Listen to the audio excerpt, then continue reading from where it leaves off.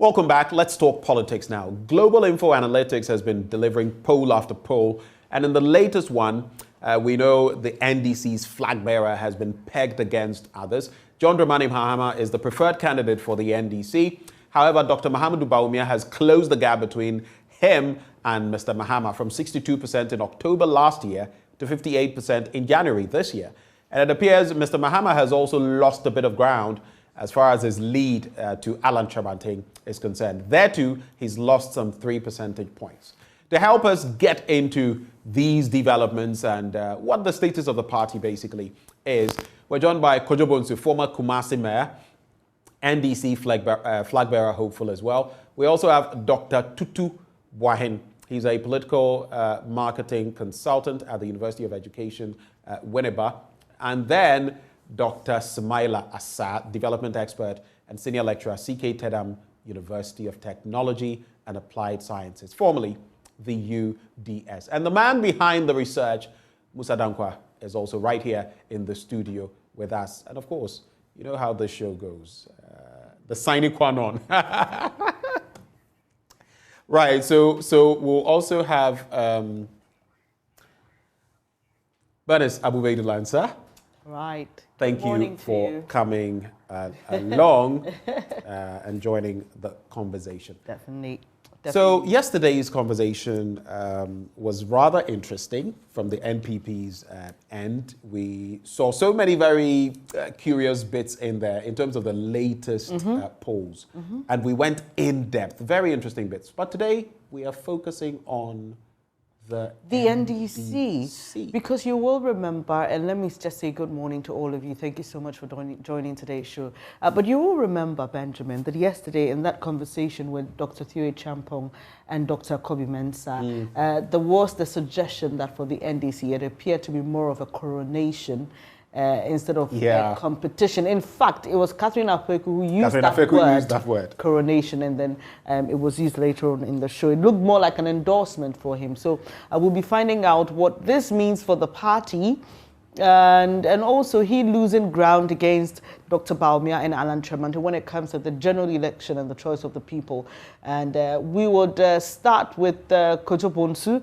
Good morning to you, sir, and thanks for joining the program. Mr. Bonsu, can you kindly unmute your device?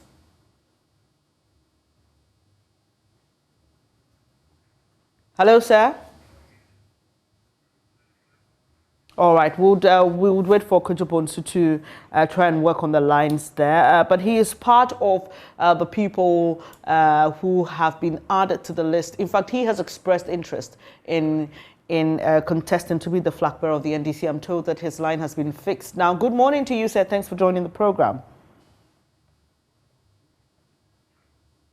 Well, too bad.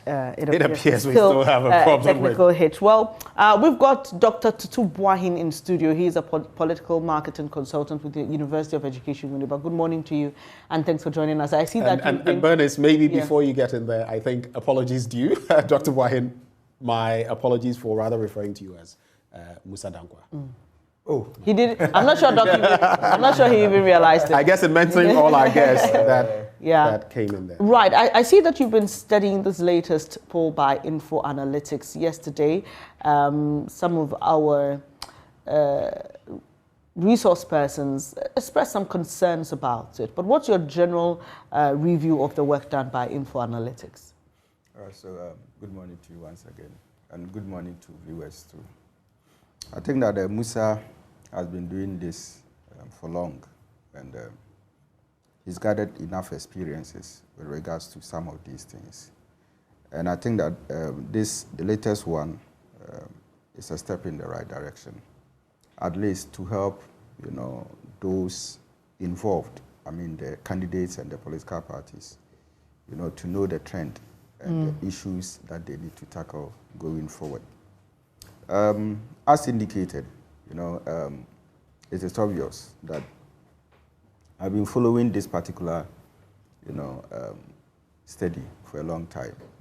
And when you look at what we saw in October, it was quite alarming and worrying for the MPP, the ruling government. But as it stands now... But it was worrying with regards to what exactly? With regards to the presidential race and who voters believe, could lead the nation going forward. And why was it worrying? I said worrying for the NPP. Yes. And I want to know why you believe it is. With the vision of breaking the 8 and the fact that they want to extend, the 8-year term to the 12, years. So for you to be able to achieve it, it means that you probably will need to put up a candidate who can, probably have a kind of control over whoever he or she is going to compete with. So seeing what we are seeing, as I said in October, if the opposition candidate, the perceived opposition candidate, was on the lead, then of course it is a source of concern, for the ruling government. So that is why I said that. That you said. So because then when you took John Mahama at the time, who had the highest votes in terms of who was going to lead the NDC, pegged against Mahmoud Baumia and Alan Tremanti, he seemed to be in the lead, and that's what you refer to as worrying. Yes. So you see, we normally look at the intention, from a political marketing perspective, and that is what I think the data is about. The intention of voters going into 2024. All right.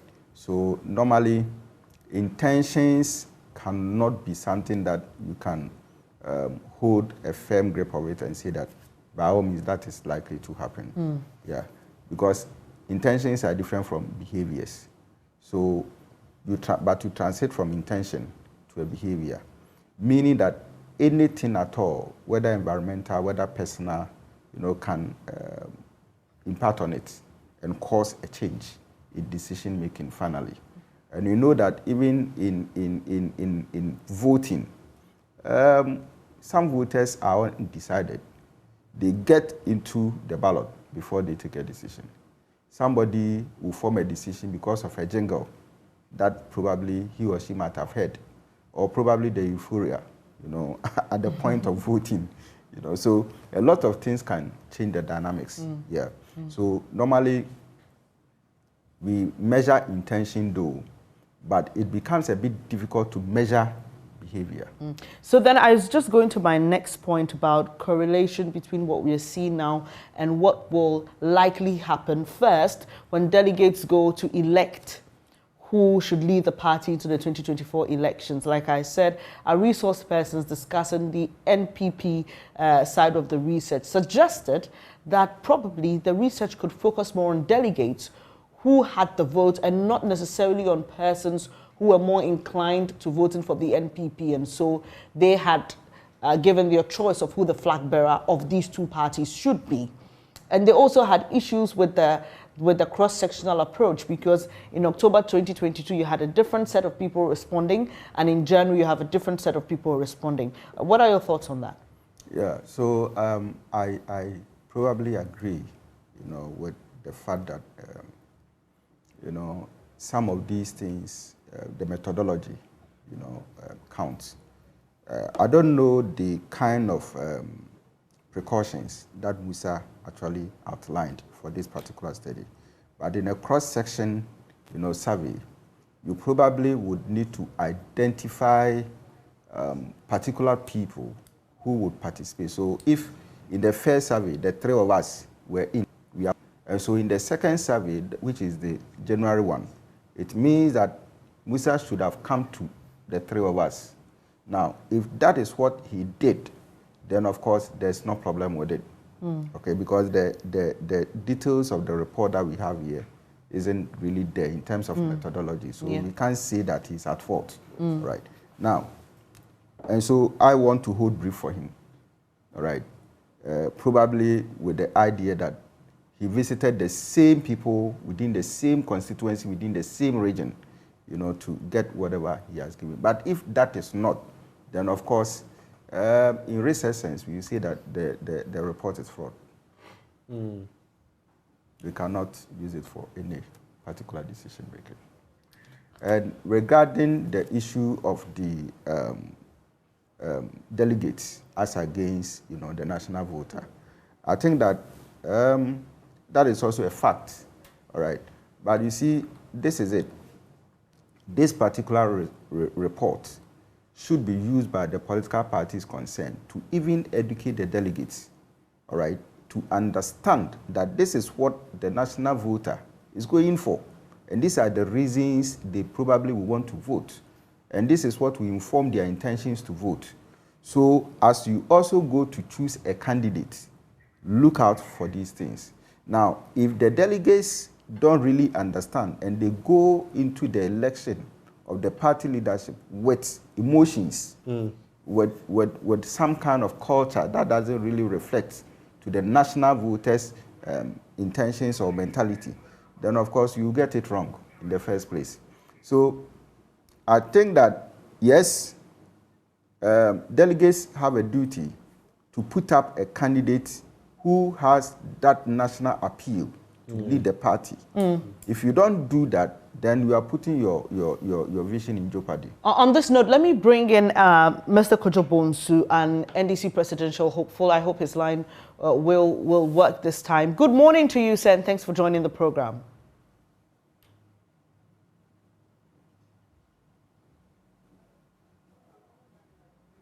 Hello, Mr. Bonsu.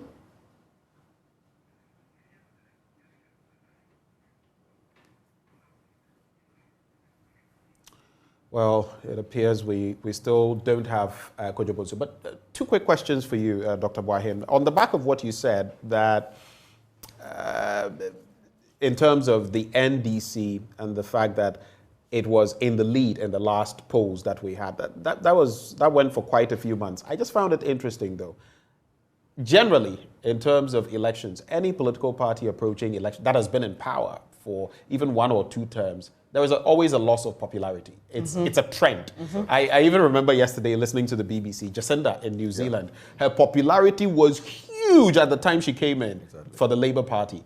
And all of a sudden, well, she's stepped aside now, but her popularity is not the same, shockingly, on the back of COVID-19 and some developments. And it wasn't that bad, in fact. The differences between John Mahama and Bawumia, John Mahama and Allen were actually 3 percentage points in terms of the gains that have been made now. So was it really that bad for the ruling party in the last survey compared to this one? Just briefly on that, Suri. No, you see, I don't know what actually informed Musa. Probably is an issue of leadership, right? But you see, comparing ex-President Mahama and Bawumia or Allen, to me, you see, experiences in some of these things count. Perception counts, all right? Now, this is how it plays, all right? Now, Mahama, ex-President Mahama has been there, the kind of perception and the kind of abilities that he has and what people believe he can do, all right, is nothing compared to that of Alhaji Bawumia and Alhaji Ramati. All right, because they have served in different capacities. I see. Different capacities, measured by different variables.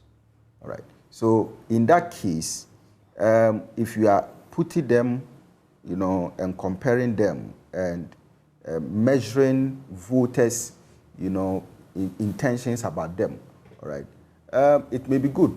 But as to whether we see the results as being fair, it's also another thing. So in other words, it could be a comparison of apples and oranges, so to speak. Yes, okay. To some extent.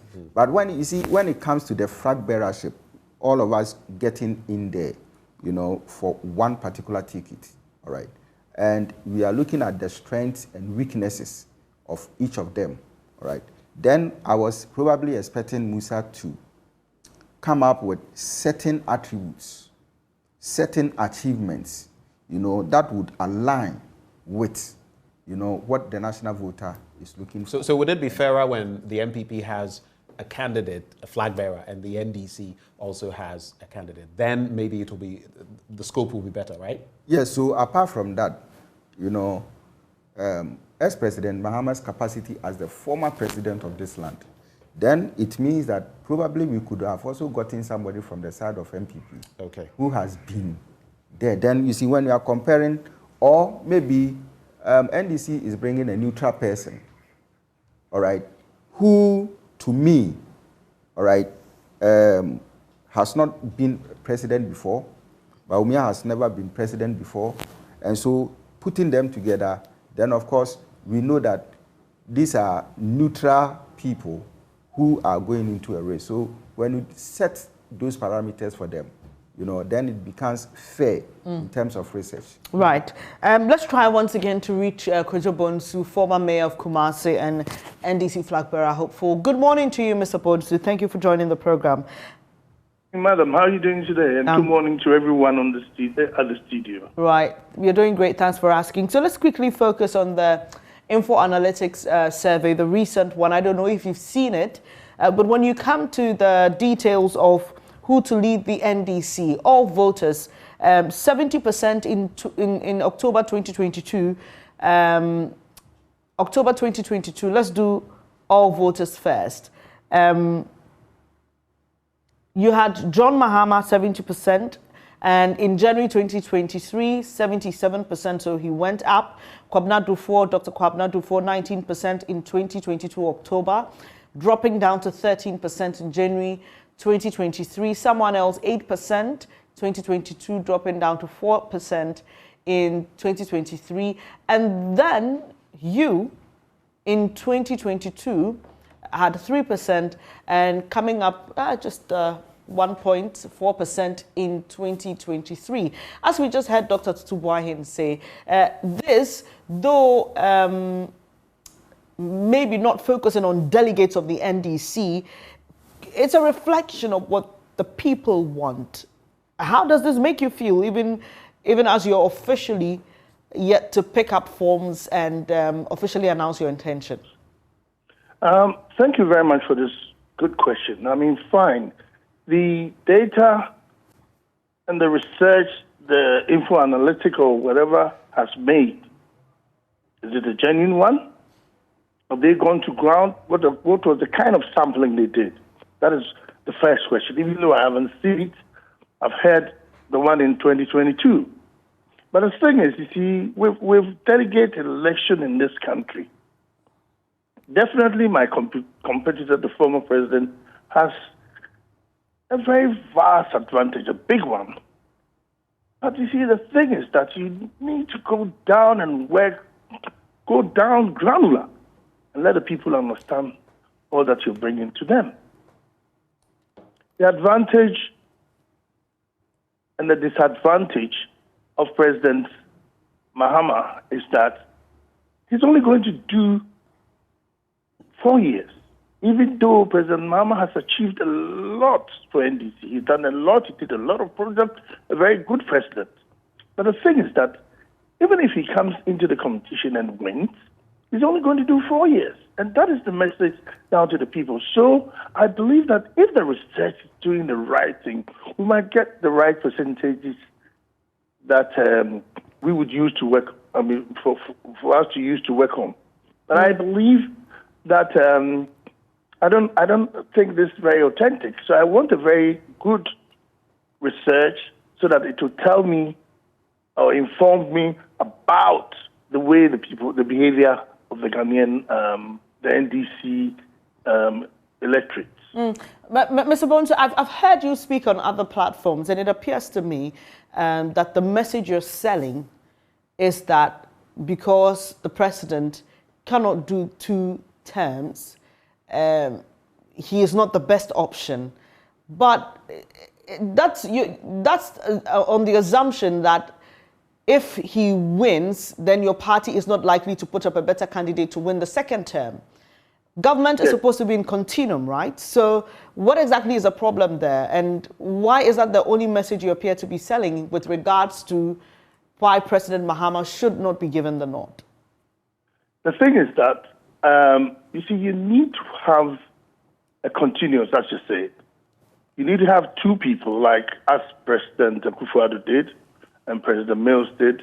You had President John Mahama as President Mills left the seat, President Mahama came. So it's like a continuity. But the thing is that if you look at the situation at the moment, I believe that we need a fresh face that would have a continuous 2 terms.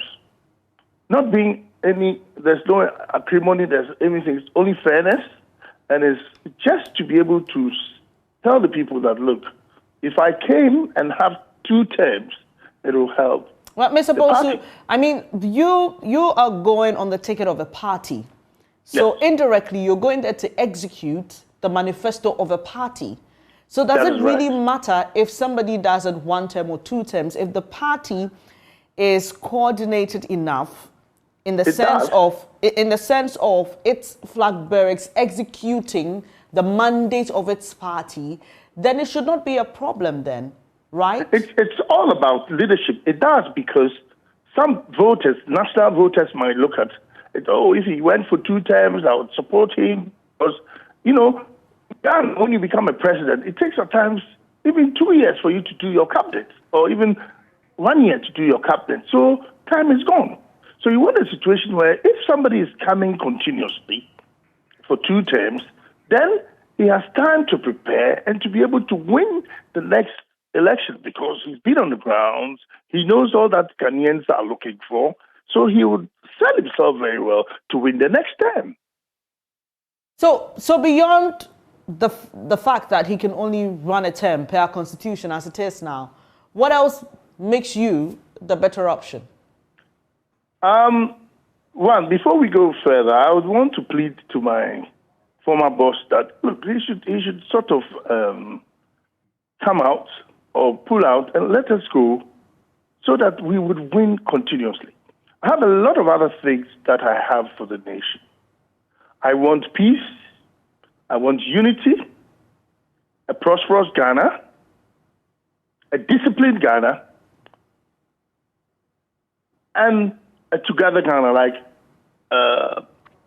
bring Ghanaians together. But why should the delegates choose you, Mr. Bonsu? This is John Mahama you're coming up against, who has a lot of experience, served as minister, served as vice president, former president, appears on your party platform, speaks as though he were the leader of the party, and you have Dr. Kwabena Dufo, another strong one in terms of the statistics you're seeing, stronger against you, former finance minister.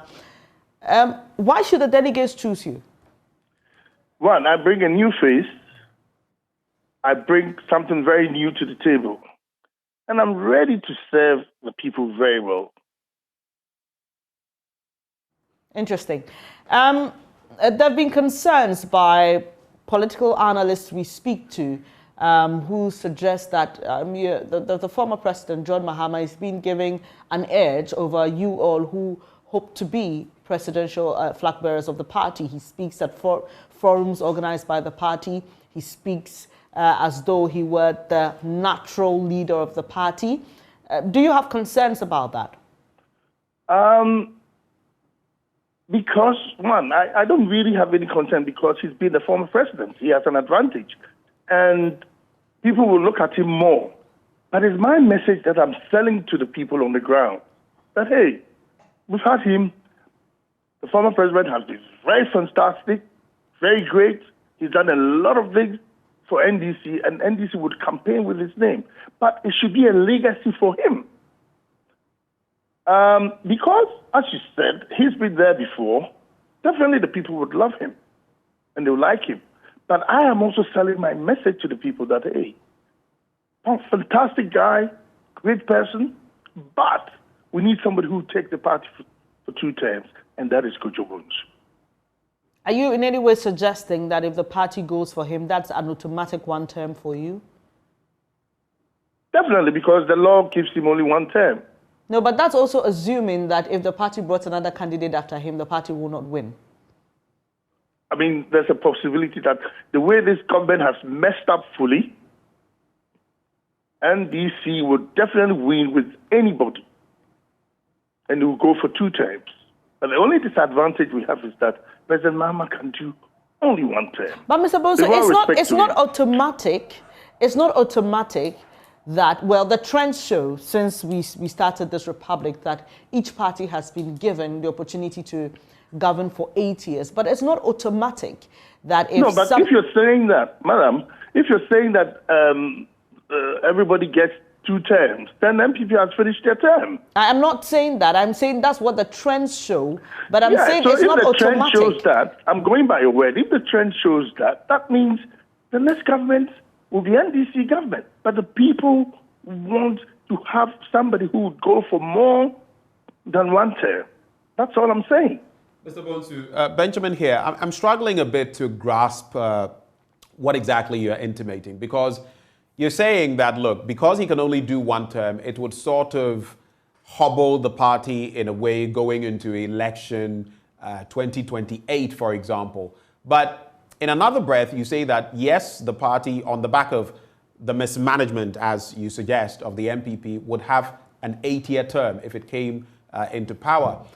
You then, even if John Dramani Mahama became the flag bearer of your party, and even if he had to step down in 2028, the likes of you are contesting now. If you don't win then, you could win at that point. So what exactly is the problem?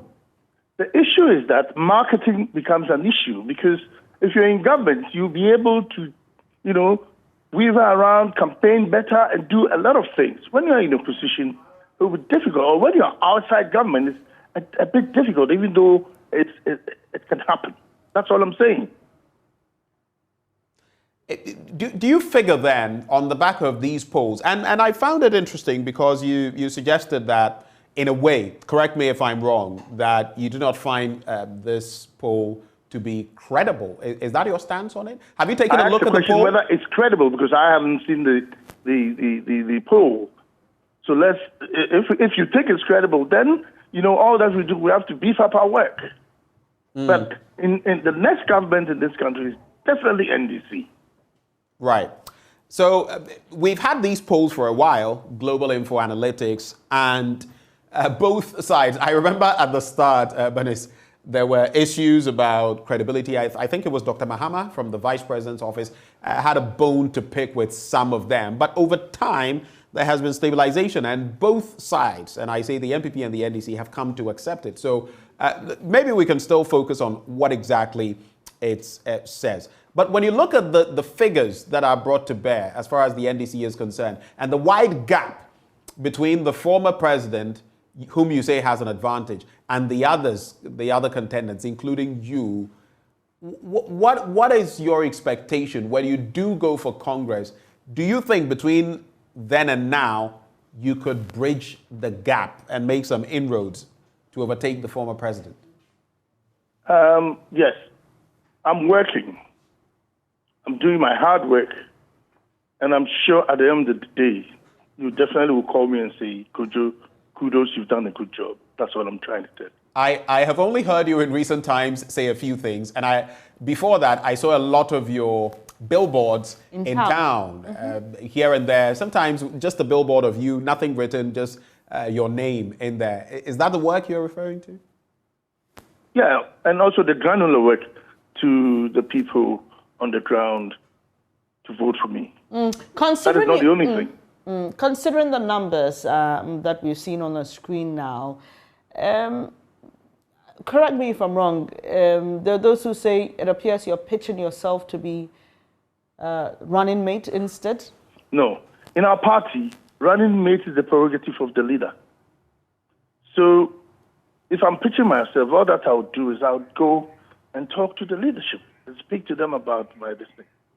But hey, if the leadership thinks I'll be okay, why not? After the polls, they'll see. Because I'm going to do my hard work. And even though if I don't win, I will still work for the party to win power. That's all. I'm an NDC man, and I'm going for the notch, the top position. And who would your choice be for running mate? My running mate would be a Voltarian, because the Voltarians have been there for NDC. They call it World Bank, but I don't call it World Bank. I call it like they're fortified as they are just like our backbone. You want to drop any names? let's get to the bridge, we'll cross it. Thank you for your time here. I'm not yet a leader yet, so when I'm a leader, you will see the person who would want. So let's cross it when we get to the bridge. Right. Thank you for joining us this morning. Kojo Thank you, Bonsu. madam, and thank you for the panel for having me on your set this morning. That's former Kumasi Mayor who's hoping to be the NDC's flag bearer. Well, let's continue the conversation. Dr. Sumaila Asa, development expert and senior lecturer at CK Tenham University of Technology and Applied Sciences, joins the conversation. I'm sure you've been hearing a bit of what Mr. Bonsu has been saying, plus the details we've been sharing from the Info Analytics survey. What runs through your mind? Do you think this is much ado about nothing? Do you think this is going to be a stamp for John Mahama, or he's likely to face some opposition?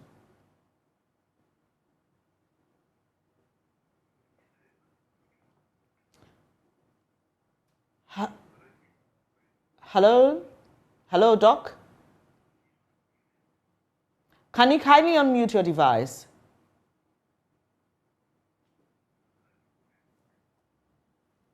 Well, let's bring in Musa Dankwah, Executive Director, Global Info Analytics, even as we try to get back to Dr. Asa.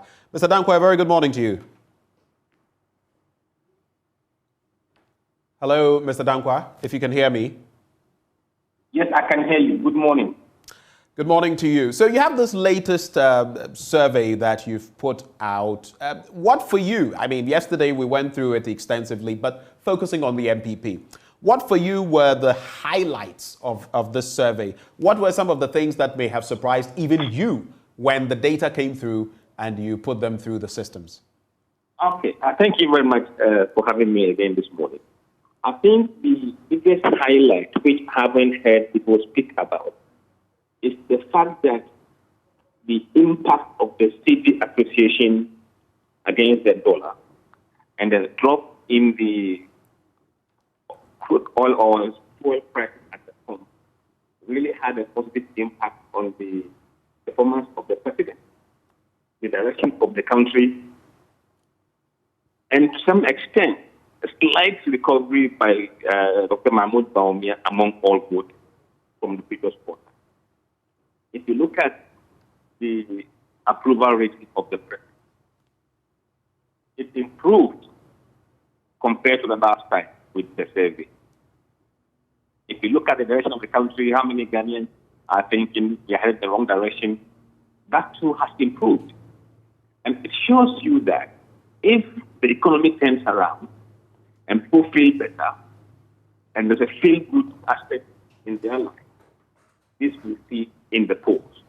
So it tells you that we are doing something right, something that is really reflecting the views of Ghanaians every day.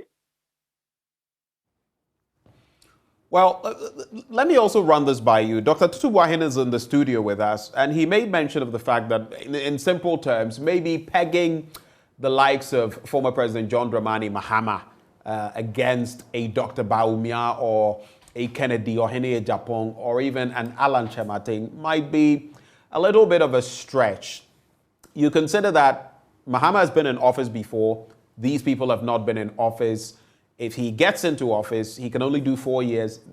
They have different options. So the dynamics are very different. Why not wait till the MPP and the NDC have flag bearers before you go on that trajectory? Is there a reason you've been choosing to go down that road? No, let me tell you why. You know, we do other work besides this opinion poll. And what we do includes political risk forecast. And that aspect doesn't stop. Even if MPP is not going to try. The perception of Ghanaians as who they want to leave MPP or NDC is a variable in our model to assess the political risk forecast. So we have no luxury of waiting for any Congress. That's why we have scenarios which we have adopted in running the poll. Now, if we see that Ghanaians are clamoring for, let's say, Dr. Bawumia, but the MPP delegates are clamoring for somebody else, it gives us a hint as to how we should adjust our model. Because the risk of a candidate A going against Mahama changes depending upon whether the delegates are going against the public or they are going with the public. So we have no luxury of waiting. we will always be doing this work, regardless. Mr. Dankwa, thank you for joining the conversation. Just hold for us. We'll be moving on to Dr. Asar now. Right. Hello, Dr. Asar. Can you hear me now? Yeah, I can hear you now. Great. Great to have you. So my question to you was on John Dramani Mahama's figures in terms of people's choice of him as leader of the NDC going into the elections 2024. And what this means for his contenders. Do you think this is going to be a natural endorsement, or he will have some opposition, even though the numbers seem to suggest otherwise? Yeah, good morning, and good morning to all the listeners. So unfortunately, the Zoom is not working, and that's the story. Also, the internet connectivity in the country. I'm currently located in the Upper West region, and it's not quite good here. But going back to the issue of the NDC, I think it's something that we have to look at it carefully. Hello, Doc. Sorry, we can barely hear you. Can you please speak up a bit? Yeah. So I'm saying that the research, and I've been following global influence analysis, research, particularly their methodology, and I'm quite comfortable with their methodology because the sample size has always been good, and then they try to go from party members and non-party members, and that different approach to getting your responses is very good. And then they try to compare party members, non-party members. It's a good methodology, but that is what I would say that it is an endorsement for John Mahama. There's no two ways about that. That John Mahama is the man for the NDC come 2024.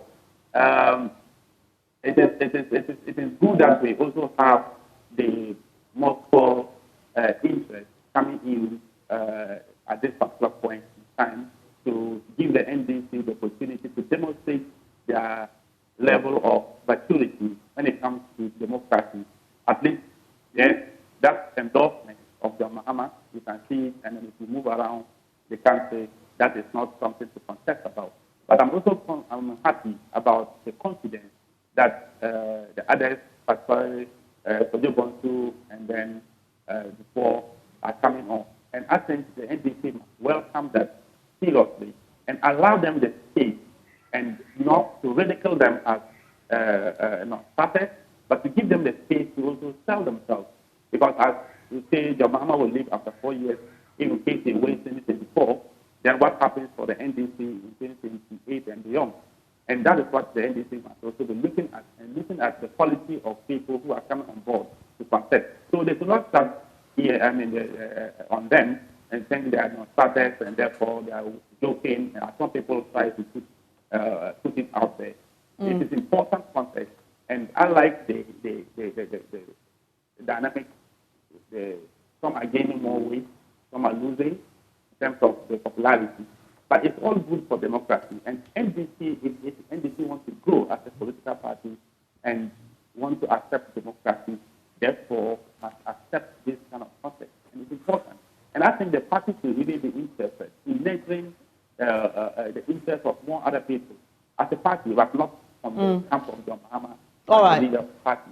So I think it's a healthy development that will build the democracy that we are fighting. Thank you very much, Dr. Sumaila Asar, a development expert with the CK Tedham University. Back to you, Mr. Dankwa. So there were concerns raised, and we've been having this conversation since yesterday, focusing on the MPP side yesterday, today the NDC. And there have been concerns about the methodology and how it may be a bit tricky to do this comparative analysis between what you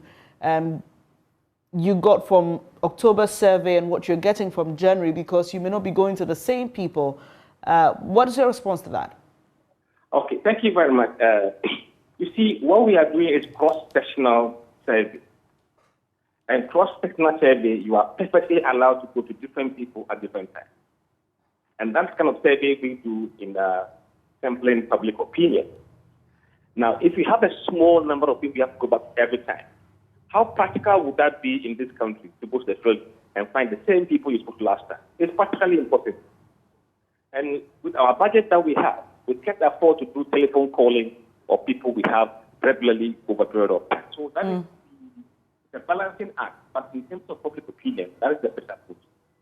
So yes, I mean, we appreciate that it's cross-sectional, but is it then fair to go ahead to compare and then say all voters who voted in October 2022, this percentage compared to this? I mean, drawing the linkage between the two is what I'm talking about.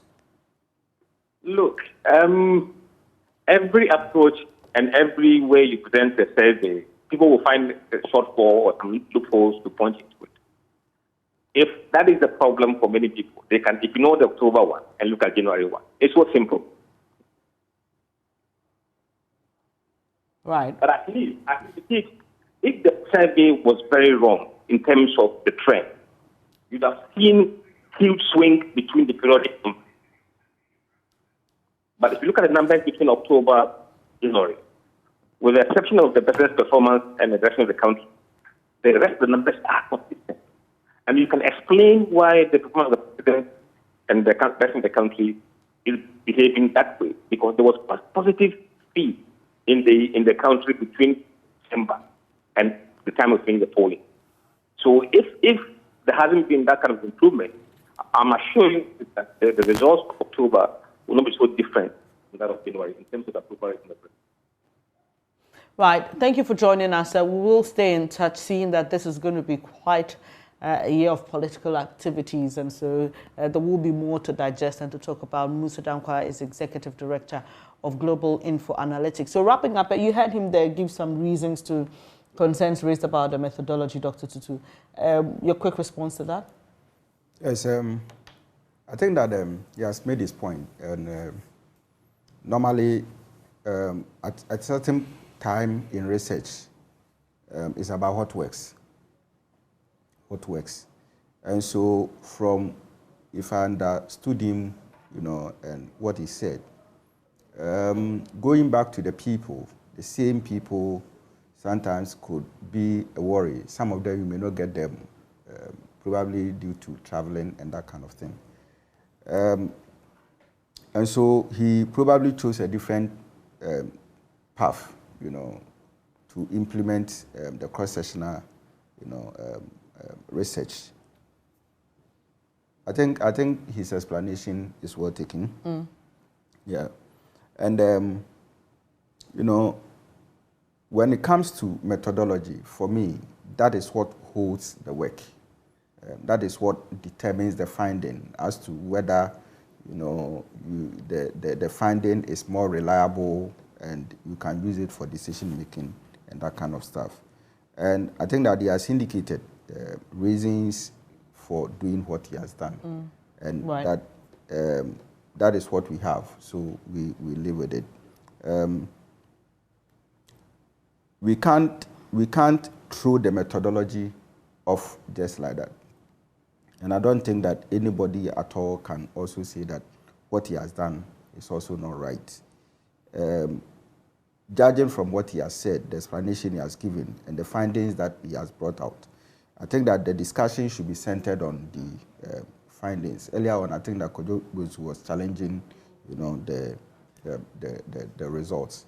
But you see, the sample size itself is huge. I mean, 5,000 plus is huge. And, getting into the different cohort of respondents is also a different thing altogether. So if we are going to talk about methodology, then we will question it to the point that, we wouldn't even get anything substantial, going forward. So looking forward to this year's political activities, we are yet to hear from the NPP on when they will do their primaries. The NDC has announced for parliamentary. We are yet to get to know when the presidential. But what do you look forward to, and considering the kind of climate we are in politically, economically, socially? Yes, I think that it is going to be, as usual, a strong battle, between the two major political parties. But if we need to look at it from, the data that has been presented to us, I mean, when we check the perception about ex-President John Mahama, you know, for all voters and among all NDC voters, right, who were involved, you see a 7% increase. All right. Now, when you look at it from just the internal, you know, party, that is probably the executives and that kind of thing, there was also an increase of 7%. Now, that tells you that people are looking at the abilities of former president within the same lens. Okay, so what we are seeing from all voters and NDC voters and that of even the internal party members is not different. And for that, you can pitch it around the popularity of JDM. You see, he being a figurehead of the party now, more or less like a leader of the party, the kind of experiences that he has now as former vice president, as president, and even as a figurehead, all right? Then his achievements, you know, he did this, he did that, he did this, he did that. And now, you see, when you look at even the achievements, you can compare his achievements, you know, in 2012, 2008, you know, to that of Nana Akufo-Addo and the MPP government, all right? So that gives people and members of the NDC party certain, you know, thing to look at, all right? That's why earlier when I was saying that with regards to the other MPP candidates, we probably don't have these things to point them to. Right. So it's going to be an interesting year. But thank you so much, Dr. Tutu, for joining us this morning to have this conversation. But that will be it for our show today.